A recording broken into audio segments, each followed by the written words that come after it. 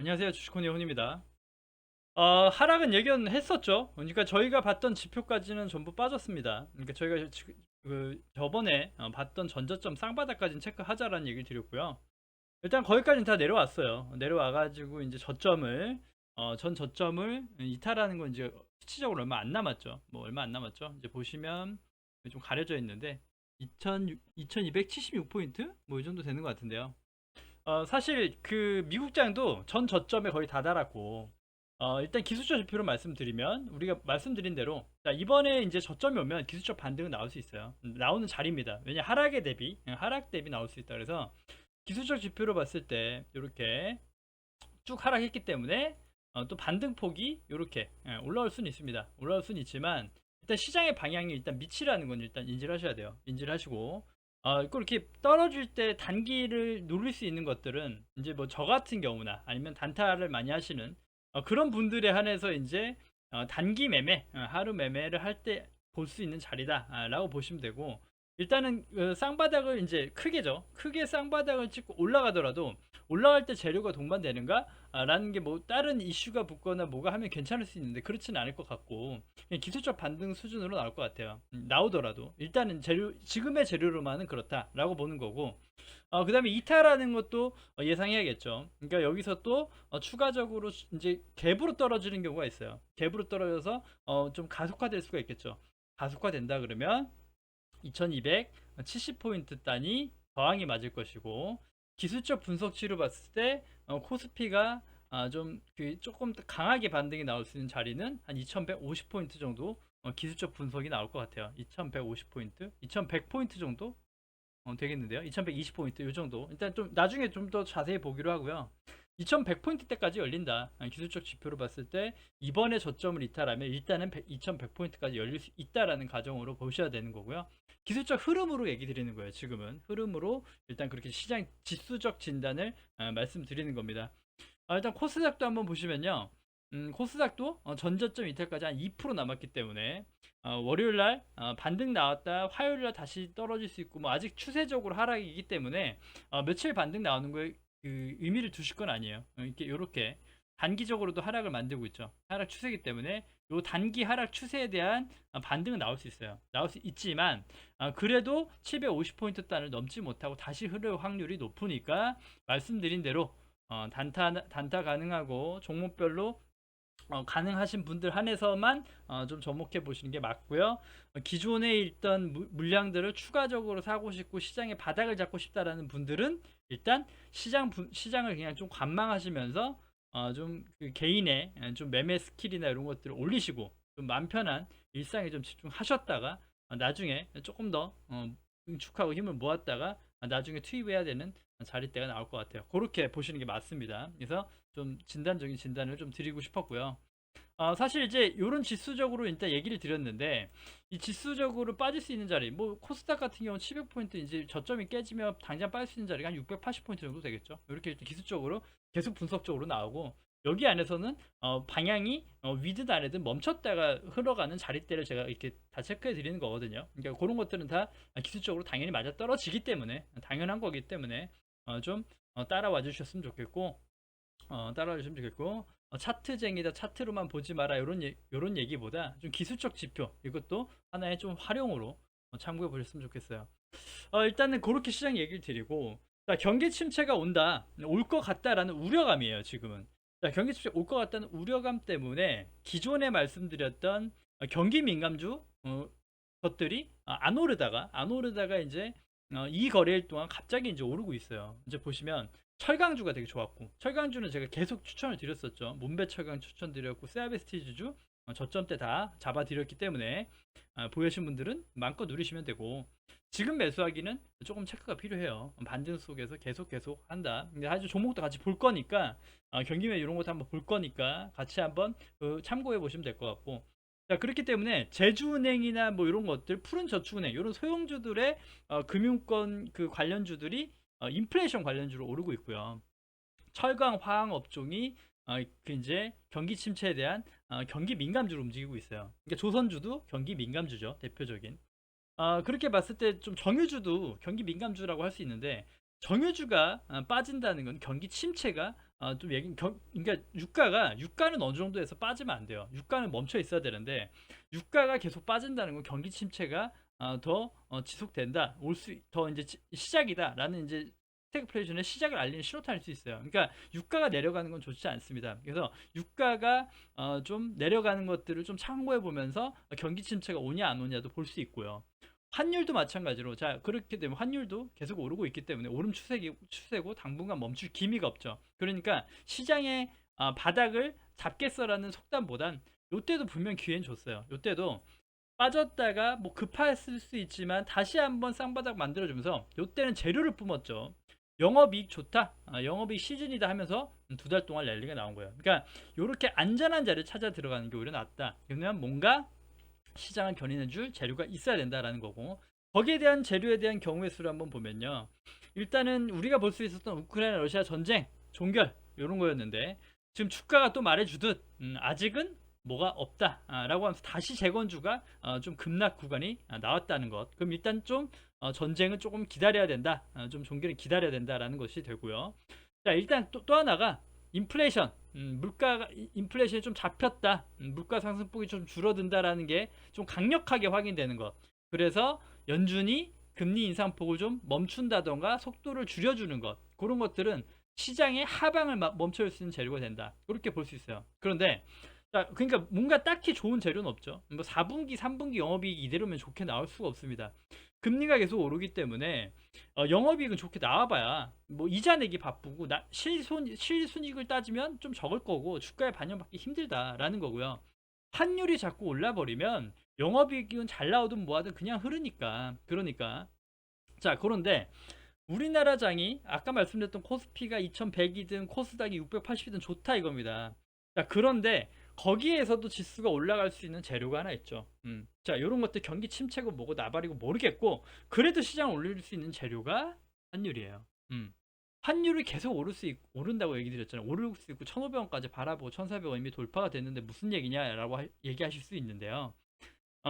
좀 테마적인 거, 시장적인 거, 경기 침체적인 거 떠나서도 계속 시장은 안 좋고 하방으로 움직이고 있지만, 그렇지만도 환차익 환차손이라는 게 있죠. 그러니까 환율이 자꾸 오르니까 외국인이 좀 공격적인 매수가 들어올 수도 없는 거고 계속 매도가 나가요. 그러니까 최근에 샀던 것들을 계속 팔아가면서 그렇게 수익을 내는 것도 있는 것이고. 자, 그러면 환율이 인플레이션 좀 잡힌다. 그러면 연준에서 좀 금리 인상을 좀 멈추거나 조금 조정하는 구간이 생긴다. 좀 멈출 수 있는 구간이 생긴다라고 하고, 원달러 환율이 조금 내려간다고 하면 1,400원에서 1,380원, 1,360원 내려간다고 하면 외국인의 자동 매수가 들어옵니다. 그럴 때 코스피 대형주들의 좀 수익을 또 볼 수 있는 시장이 또 열릴 수 있어요. 그런 식으로 준비를 하시면 될 것 같아요. 그래서 지금은 좀 인플레 관련주, 경기 민감주들이 계속 좀 움직이는 것들 체크해 보시면서 단기적 매매를 할 때는 그런 섹터, 움직이는 섹터를 봐야겠죠. 그 다음에 아닐 때 성장주들은 조금 쉬어가야 된다, 멈춰 있다라고 보시면 조금 도움이 되실 것 같습니다. 자, 일단 삼성전자부터 주가를 볼게요. 삼성전자가 제가 삼성전자도 좀 많이 안 봐요. 좀 느리고 좀 답답해서 많이 안 보는데 예전 거, 요때 거 돌려보시면 될 거예요. 요때죠. 뭐한 올해 4월 정도입니다. 올해 4월 뭐 요때부터도 삼성전자의 단기 바닥에서 멈출 수 있는 자리가 53,000원, 56,000원 얘기 드렸어요. 53,000원, 56,000원 이렇게 요 정도 얘기 드렸습니다. 그래서 56,000원 지표를 지인한테도 공유 드렸고, 자, 56,000원 전에서 나올 수 있다. 근데 반등이 약했다 얘기 드렸죠. 반등이 더 세게 나와줄 수 있었는데 시장보다 반등도 약했다라는 거 이렇게 나왔는데, 자, 코스피가 지금의 저점을, 자, 전저점을 그린다면 53,000원 정도까지는 빠질 수 있지만 여기서는 조금 다시 한번 다져질 수 있다라는 기술적 지표가 나옵니다. 53,000원 구간은 깨지지 않고 코스피의 전저점이 지켜진다면 괜찮다라고 볼 수 있고요. 코스피가 전저점을 이탈하고 2100포인트까지 빠지네, 환율은 계속 오르네라고 하면 기술적 지표로 나올 수 있는 게 5만원 정도 돼요. 5만원 정도. 그래서 일단은 이렇게 보고, 일단은 이렇게 체크해 놓고 또 계속 방송을 할 거기 때문에 시장의 방향을 또 계속해서 볼 것이고, 또 마찬가지 저점 똑같이 공유 드릴 겁니다. 나올 수 있는 시장의 단기 저점, 좀 안전해진 매수자리 이런 거 체크해 드릴 거니까 놓치지 않고 좀 그 방송 계속 모니터 하셔야겠죠. 자, 그 다음에 시장이 안 좋을 때 테마성 있는 거 잘 갑니다. 가온칩스 완벽 분석편을 보여드렸고, 여기에서 이제 매도 사인을 드렸고, 전저점 이탈하고 다시 한번 재매수 얘기를 드렸던 게 여기죠. 왜냐? 세력이 깨고 내려갔다가 투매 구간을 일으키고 올라왔다 해서 완벽 분석편에서 이런 거 다시 놓치지 말자. 요즘 새로운 트렌드다라고 얘기를 드렸어요. 그리고 나서 올라주고 다시 내려온 것은 새로운 형성된 하나의 이 바닥으로 보셔야 돼요. 이런 게 이게 좀 다른 게요.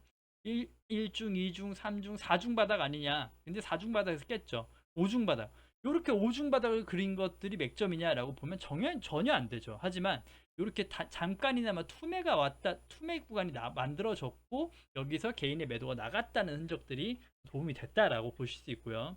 그리고 나서 한번 좀 흔들어주고 세력이 다시 한번 저점을 그리고 지금 슈팅이 났다 이렇게 볼 수 있겠고. 자, 일단은 지금 제가 이거 그어놓은 거 예전에 그어놓은 박스권하고 이거 그대로입니다. 구근선들 제가 수정 안 하죠. 오래 보신 분들은 볼 건데, 자, 요번에도 이런 거 보시면 또 정확하게 매수 타점은 나와요.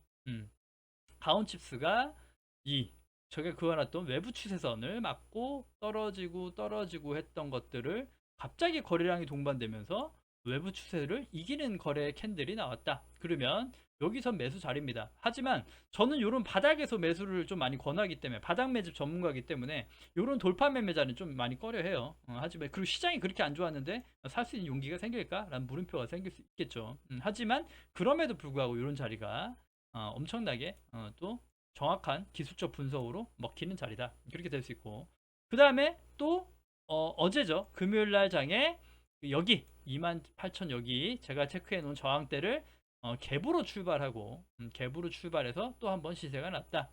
그렇게 될 수 있겠죠. 그러니까 지금은 못 따라가죠. 지금은 못 따라가는데 대장주가 가온칩스로 가고 있으니까 시스템 반도체 쪽에 돈이 들어간다 라는 거 체크해 보면 단기적 매매를 할 때도 시스템 반도체도 가능한 영역이 될 수는 있겠죠. 하지만 공부 차원에서만 참고하시면 될 것 같고, 그렇게 봤을 때 시스템 반도체 또 하나의 관련 종목인 텔레칩스고요. 텔레칩스도 좀 강하지 않지만도 이렇게 여기 체크해 놓은 저항대를 올라타준 모습이죠. 여기가 14,000원 후반대 여기를 올라타서 시세 나왔다. 그러면 단기적으로 가온칩스가 계속 간다면 이렇게 따라갈 수 있겠죠. 가온칩스가 간다면 따라갈 수 있다. 따라갈 수 있지만 여기 전 저점 여기서 좀 당연히 좀 나올 수 있겠고, 단기간에 이렇게 거래량이 돌아오면서 테마적인 거, 그러니까 수급 쏠림이 아무래도 나올 수 있기 때문에 이런 것들이 시세 나올 수는 있다. 이런 거 참고해 보시면 단타 가능하신 분들 한해서만 손절 단타 가능하신 분들 한해서만 좀 관련 있는 섹터로 볼 수 있겠죠.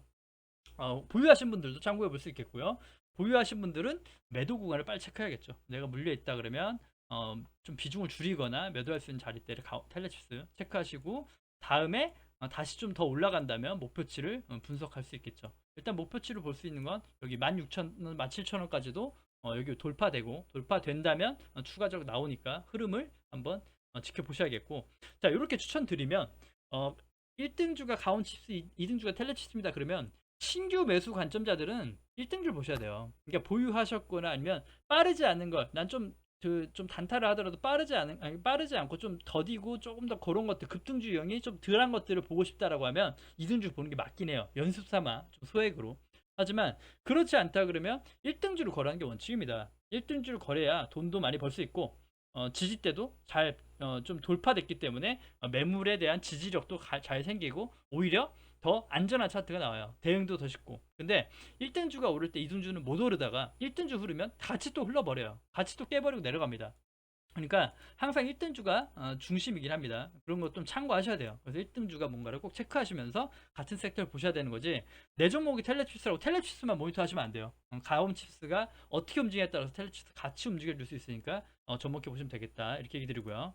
다음에 이제 제가 또 세아베 스틸, 지주, 문배, 철강 이렇게 철강주 두 개를 대표적 바닥권에서 정확하게 분석해서 또 소개시켜 드렸고, NI 스틸이 또 후발주를 따라가는 모습입니다. 그래서 4,400원 구간 여기가 중요한 구간. 제가 이런 거 중요하다 그랬죠. 시장이 안 좋지만 여기 전저점 쌍바닥 개념이 있지만요. 여기도 개념이 있지만 여기도 또 중요하다. 왜냐 올라왔기 때문에 여기서만 보는 거죠. 4,400원 라인만 체크하면 단기 자리도 NIC도 가져갈 수 있습니다. 4,400원만 이탈 안 하면 시장의 여파에 따라서 가져갈 수 있다. 그렇게 체크해 볼 수 있겠는데, 일단은 이런 거 체크할 때는 이런 거 봐야겠죠. 외부 추세적으로 하방 추세다. 그래서 단기적으로는 여기 윗골이 남는 게 당연했고, 여기가 또 가온치수점 추세가 돌파되는지가 또 나오는 자리대가 좀 있어야 돼요. 그래서 사보고 돌파를 체크해야 되는 겁니다. 사보고 이 강한 저항들을 거래량이 동반되면서 돌파되는 걸 체크해야 돼요. 그래서 거래량이 좀 들어왔기 때문에 흐름을 바꿔주는 추세가 바뀔 수 있는가를 체크해 보면 NIC도 참고해 볼 수 있겠죠. 다음 이제 한일 사료입니다. 한일 사료. 아무래도 그 경기 침체도 경기 침체지만 사료 비료 관련주도 또 이렇게 시세가 나죠. 인플레이션 관련주 해가지고 시세가 나고, 좀 이게 중장기 좀 이렇게 좀 장기적으로 많이 쉬었죠. 오래 쉬었죠. 오래 쉬었고 가격 조정 기간 좀 어느 정도 거쳤다라고 볼 수 있어요. 볼 수 있고, 사실 이거 보시면 요것도 이제 요날 제가 얘기드렸죠. 요날 상한가 갔던 게 한일사료다. 그리고 고려산업 같이 보긴 했는데 아무래도 1등주가 좋아요. 역시나 한일사료 보시면 여기 6,900원대를 돌파하고 올라온 자리, 그러니까 이런 것들 보면 1등주가 맞구나라는 생각이 들 거예요. 저가도 6,900원 여기 부근대를 지지받고 올라와 줬다. 그러니까 추가적으로 상승이 가능하겠죠. 지속 상승 가능합니다. 그래서 이탈 라인을 이렇게 체크해 놓고 보시면 보유하신 분들 한해 볼 수 있겠고, 그렇지 않으면 또 반대로 여기 저항대 체크해 놓고 저항대에서 돌파 매매 자리로 볼 수 있습니다. 지금 여기 윗골을 보면 윗골이 딱 정확히 여기일 거예요. 밑에 거 6천 말고 여기입니다. 여기가 8,000원 구간인데 8,000원 구간이 윗골일 겁니다. 그죠? 윗골이 남는 구간이죠. 8,000원 구간. 8,000원 여기가 윗골이 남는 구간. 그리고 아까 말씀드렸던 7,800원 구간.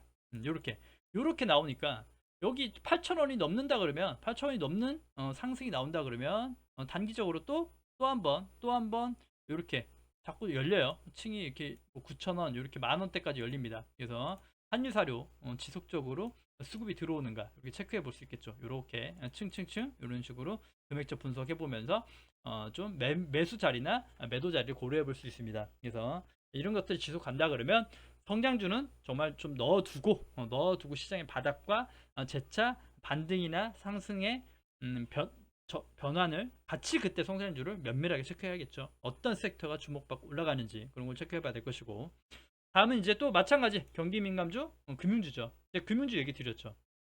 KB금융 이런 것들이 움직여 주는가 한번 체크해 보자 얘기 드렸는데, 올라가지는 않더라도 시장보단 강해요. 시장보단 강하고 빠지지 않고. 그러니까 좀 아무래도 좀 개별주성이 강하다 보니까 푸른저축은행, 제주은행 이런 것들이 잘 갑니다. 그래서 금융주를 하려면 사실 그런 걸 보는 게 맞는데 주가는 이미 많이 떠 있죠. 많이 떠 있고. 하지만 대형주들도 좀 시장에 따라서 계속 이제 이런 것들 신한주주가 좀 늦은 감이 있지만도 중요한 자리를 돌파하고 올라와줬다라는 거, 이런 것들이 체크해 볼 만한 또 하나의 재료가 되겠죠.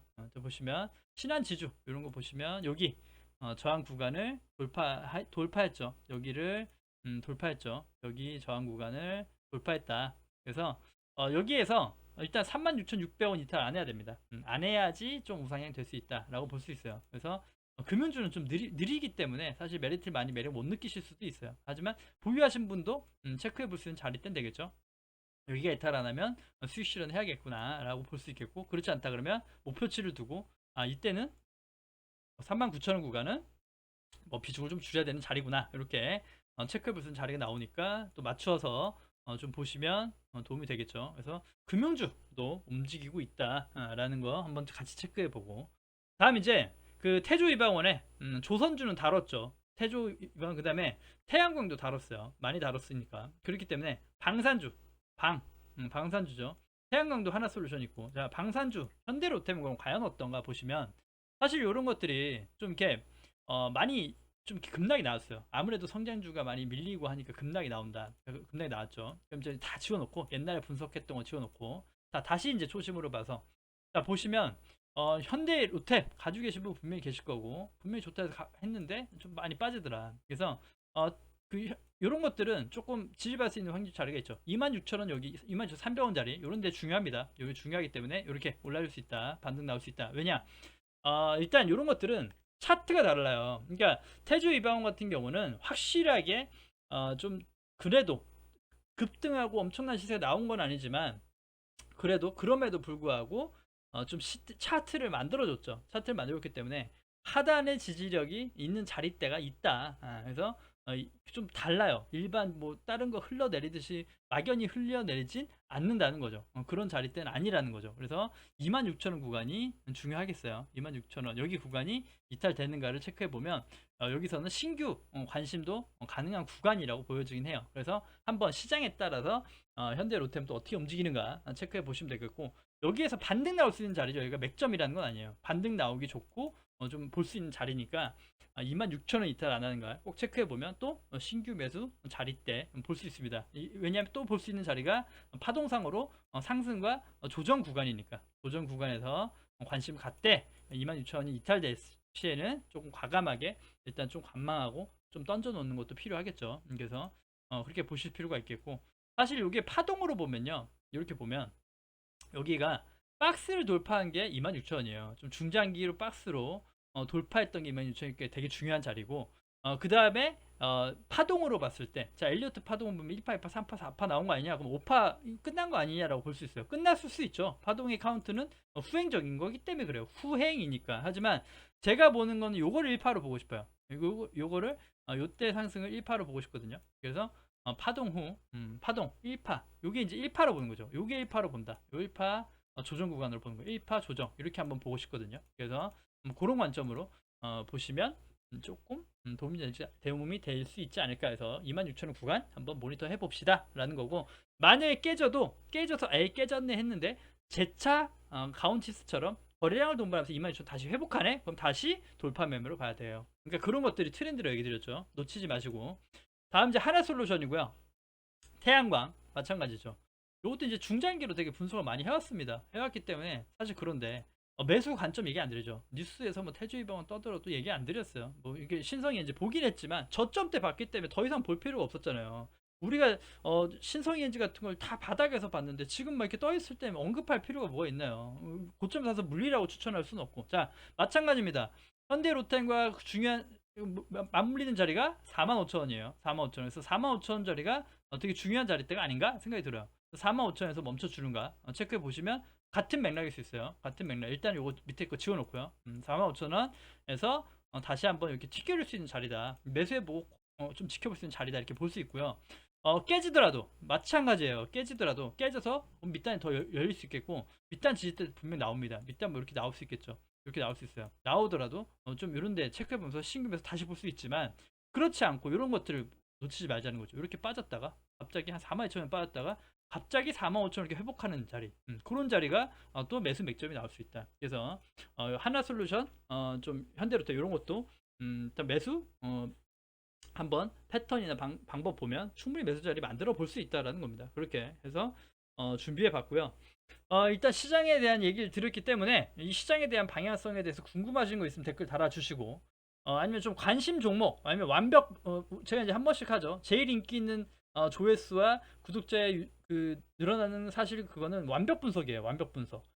지하이텍 완벽 분석이었고요. 뭐 조선주 특별 특집 이런 것들이 아주 흥행을 했죠. 그렇기 때문에 물려도 마음 속상해도 괜찮다. 좀 부끄럽지만 뭐 얼마 물렸다 괜찮다, 상관없어요. 그냥 요거 완벽 분석해 주세요 라는 거 요청 주시면 몇 가지 추려가지고 해볼 수 있으니까 한번 얘기 주시면 또 대응 전략 짜드릴게요. 짜드려 볼게요. 그렇게 하고 마무리할 거고, 오늘은 이렇게 좀 주말에 한번 좀 많이 돌려보시고 오늘 영상 꼭 모니터 좀 하셔서 시장에 도움되셨으면 좋겠고, 내일 방송은 좀 준비를 따로 뭐 해보겠지만 말씀드린 대로 댓글로 많은 요청 참여 부탁드립니다. 방송 여기서 마무리하겠습니다. 구독과 좋아요 눌러주셔야 채널 유지에 힘이 됩니다. 감사합니다.